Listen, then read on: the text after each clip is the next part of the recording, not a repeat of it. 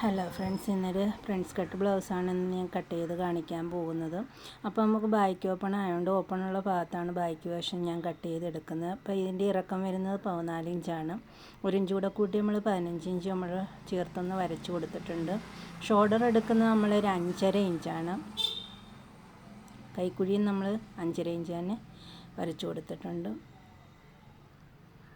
ഇനി ഇതിൻ്റെ വണ്ണം 38 ഇഞ്ചാണ്. അതിൻ്റെ 4 9.5 ഇഞ്ച്.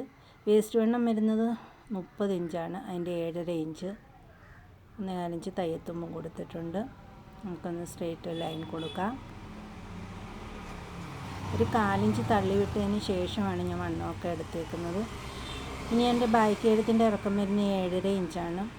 കഴുത്തകലം ഞാൻ 2 ഇഞ്ചേ എടുത്തിട്ടുള്ളൂ. അവിടെ ഒരു 2.5 ഇഞ്ച് ഞാൻ എടുത്തൊന്ന് ഷേപ്പിനൊന്ന് വരച്ചു കൊടുക്കാം.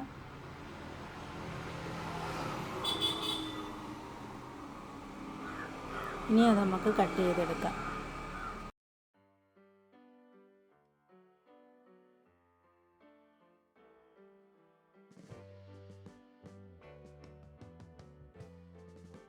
ഫ്രണ്ട് ഭാഗം കട്ട് ചെയ്തെടുക്കാം. ബാക്ക് പീസ് എടുത്ത് ഞാൻ ഫ്രണ്ട് ഭാഗം 1/4 ഇഞ്ച് മാറ്റി വെച്ചതിന് ശേഷമാണ് ഫ്രണ്ട് ഭാഗം എടുത്ത് വെച്ചേക്കുന്നത്. നമുക്ക് പ്രിൻസ് കട്ട് ആയതുകൊണ്ട് സെയിം അതേപോലെ തന്നെ വരച്ചു കൊടുക്കാം. ഡാർട്ട് പിടിക്കുന്നതിനായിട്ട് നമുക്ക് 1.5 ഇഞ്ച് നമ്മൾ അവിടെ നിന്ന് എക്സ്ട്രാ കൊടുക്കുന്നുണ്ട്. എന്നിട്ട് നമുക്കൊന്ന് വരച്ചു കൊടുക്കാം. കൈക്കുഴിയെല്ലാം അതേപോലെ തന്നെ വരച്ചു കൊടുക്കാം. ഫ്രണ്ട് കഴുത്തിൻ്റെ ഇറക്കം വരുന്നത് ഒരു 6 ഇഞ്ചാണ്.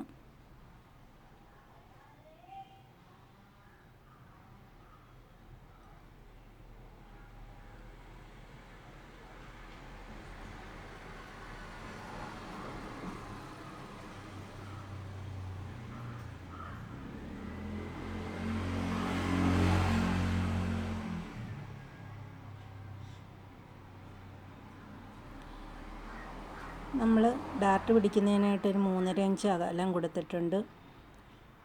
നമ്മളവിടെ ഒരു 1.5 ഇഞ്ചും കൊടുത്തതിന് ശേഷം മുകളിലോട്ട് നമ്മളൊരു 3.5 ഇഞ്ച് കണക്കാക്കി നമുക്കൊന്ന് ഷേപ്പിനൊന്ന് വരച്ചു കൊടുക്കാം.